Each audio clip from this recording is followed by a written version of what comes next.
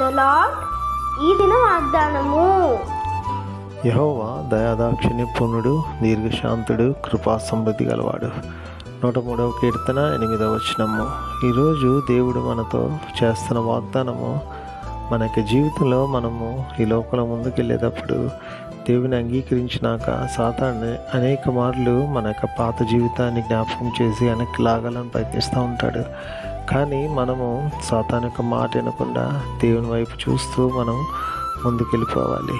దేవుడు ఈరోజు మన యొక్క జీవితాన్ని మార్చి ఆయన దయ చూపించి మనల్ని క్షమించి ఆయన మన పట్ల దీర్ఘశాంతాన్ని చూపిస్తున్నానని మరొకసారి ఆయన యొక్క వాగ్దానం ద్వారా మాట్లాడుతున్నారు. కాబట్టి ఆయన మీద విశ్వాసం ఉంచి ఆయన మనల్ని క్షమించారని నమ్మి, ఆయన కృప కలిగిన దేవుడని నమ్మి ఆయన వైపు చూస్తూ నిశ్చింతగా మనం ఆయనలో ముందుకు సాగిపోవాలి.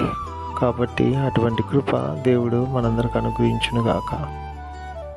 ఈ వాగ్దానము మనందరి జీవితంలో నెరవేరును గాక. ఆమేన్.